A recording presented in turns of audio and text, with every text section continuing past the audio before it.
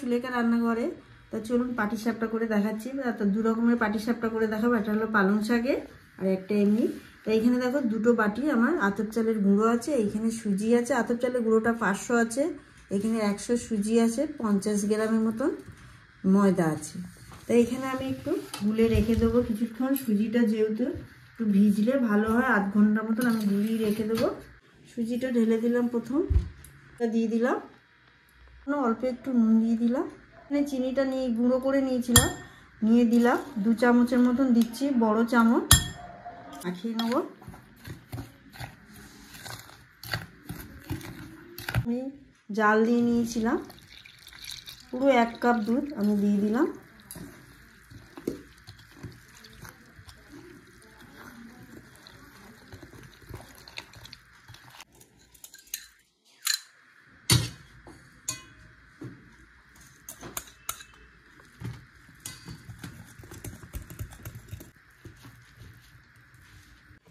দেখো ব্যাটারটা পুরো আধ ঘন্টার মতন আমি একটু এরকমভাবে রেখে দিচ্ছি, যাতে জিনিসগুলো সুজিটা ভালো করে ফুলে, চালের গুঁড়িটাও ফুলে যাবে।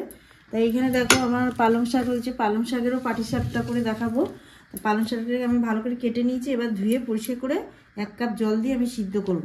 পুরো এইভাবে সিদ্ধ করছি, শাকটা পুরো সিদ্ধ হয়ে গেছে, বোঝাই যাচ্ছে। তো এবার আমি গ্যাসটাকে বন্ধ করে দিলাম। ছাঁকনি দিয়ে আমি ছেঁকে নিচ্ছি পালং শাকটা।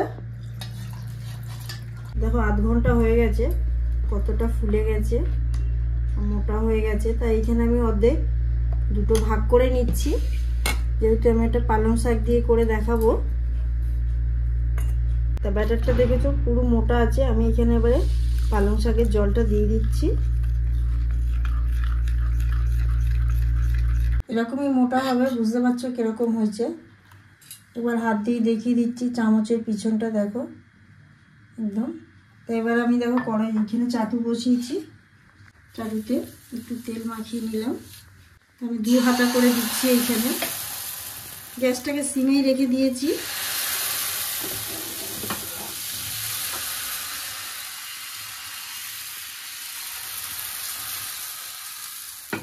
এবার ক্ষীরটাকে মাঝখানে দিয়ে দেবো।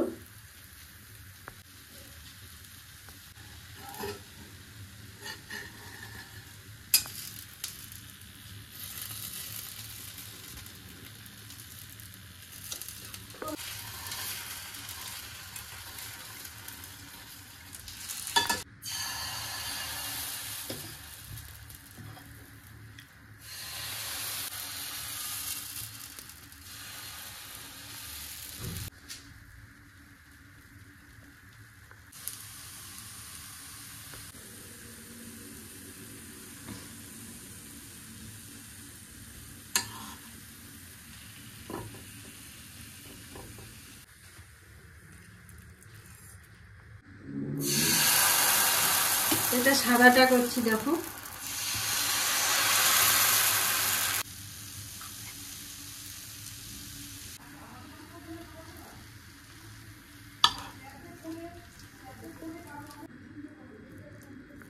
দেখো পুরো একদম পিঠের পাটিসাপটা তৈরি হয়ে গেছে। আর ক্ষীরটা তো আমার বানানোর ভিডিও আপনারা দেখেছেন, আগেই দিয়ে দিয়েছি।